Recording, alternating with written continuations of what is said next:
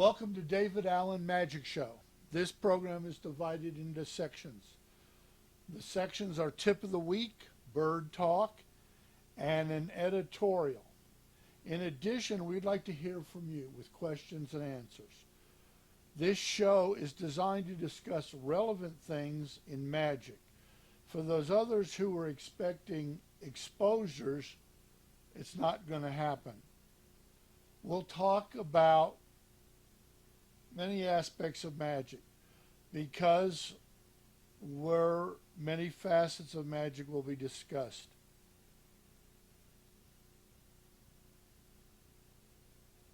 This is episode 1, season 1 of this show.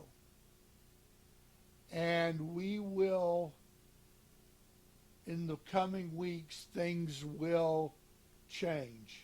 And as things get added, and that will make it a little bit better. Now on with the show. The tip of the week this week is jumbo cards versus regulation poker. This is your, even though it's not bicycle, this is your regulation poker deck. I do collect playing cards, and this is one of my acquisitions. These, on the other hand, are jumbos. Which one do you think would play better in a library room, a small stage, a big stage? Which one of these is probably more visible?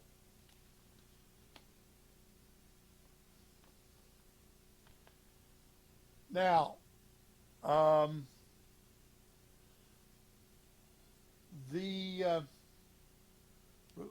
as we know, many effects come in poker size, some in bridge.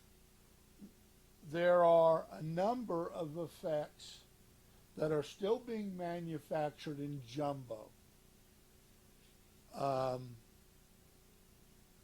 Strippers, brainwaves, I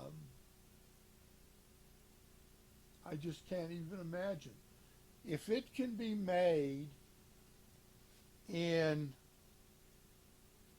poker, there might be a jumbo equivalent.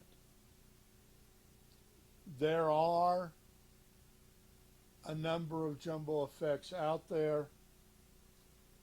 There's even a DVD on manipulating jumbo cards.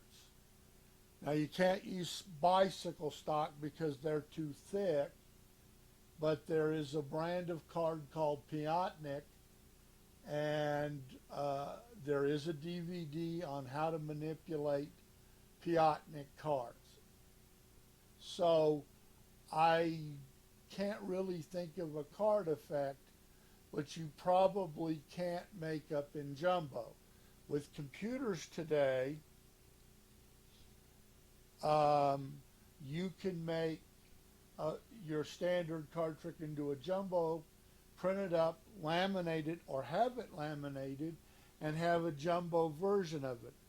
Now, it would require some real manipulation of how to do it. You might not be able to do it. You might have to go back to, for example, doing an Elmsley count the way it was originally envisioned by Alex Elmsley. So this is, again, just look at this versus this on visibility. Consider it.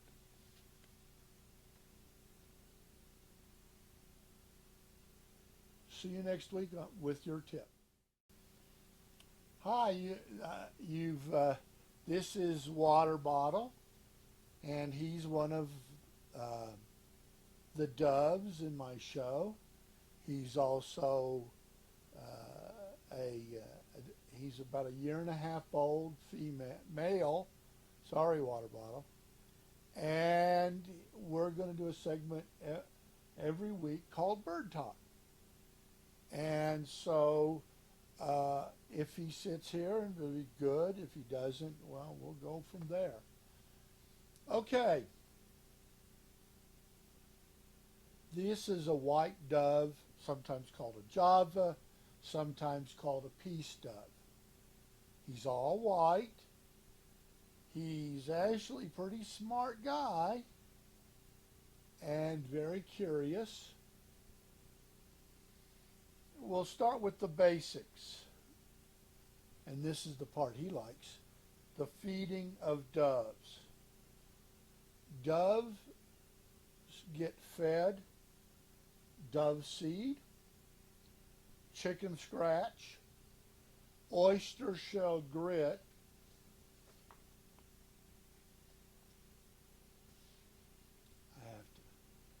like I said, this is the first day, and waterborne vitamins and water. He likes treats, hard-boiled eggs, cut up. My doves like oranges, little cut up pieces of oranges, and mealyworms. Now mealyworms come in two forms, dead and dried, and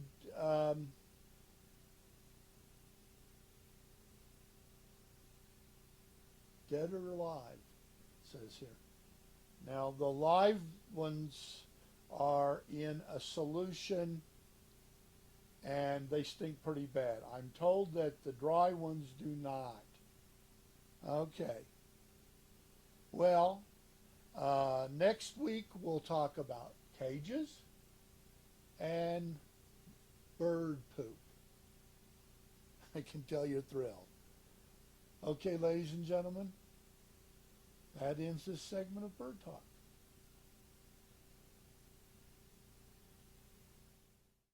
This week's editorial is on presentation. As a magician, how we present ourselves on stage is of utmost importance. I want to speak to you about how I perceive a magician and how the world perceives us. I want to tell you about 5 magicians. They are Houdini, Blackstone, Lance Burton, Criss Angel, and David Blaine.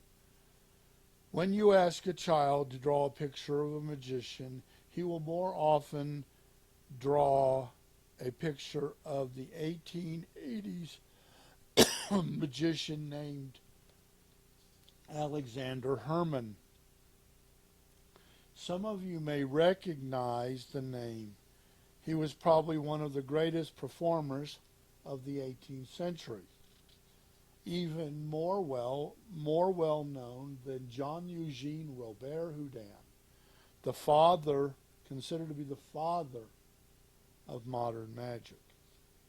The Herman name was not one magician, but several.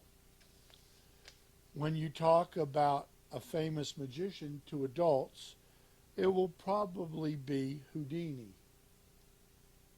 The longest and greatest family of magicians is Harry Blackstone and Harry Blackstone Jr.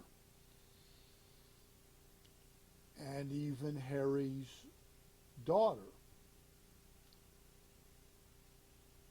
Some middle-aged people will tell you Lance Burton or maybe even Siegfried and Roy. The younger generation will probably say Criss Angel or David Blaine. What do they have in common? They have their own individual style. I don't care for certain performers, but I have to give them credit for creating a style. So, should I or you present ourselves? This is one of the hardest questions that I have been asked by young magicians. Some of them don't ask. But if you want to be perceived as a magician, there are a couple of rules that I would follow, and you should too. Be kind to everyone. Don't make yourself out to be a nasty, tyrannical magician. Be humble.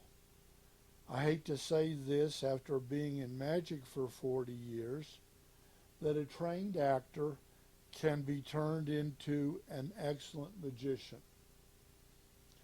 If there is a question about what you're doing, seek out a theatrical director and a choreographer. Let them guide you. Their skill set is very valuable. Anyone can purchase tricks and more than likely perform those tricks. I use the word perform very loosely there. Even manipulators or mentalists can be taught through books or DVDs. You need to bring more to the table than doing a card trick or two. The least you can do is rehearse and point your telephone, which records video, most of them do now, and look at your act with a critical eye. If you feel you're that good of a showman, show it to others, not your family or friends. More than likely, they will have no clue how your show is. They may say it's good, and you'll never know. I'd like to say, find a director, have him look at it. Be prepared for his reaction. You will not be prepared for it. As you think you are, just your information probably took most of us 10 years before we could properly look at our work. You must try to be successful. Well, that's it for this show. I hope you got something out of it. We'll see you in the next show. Thank you very much. My name is David Allen.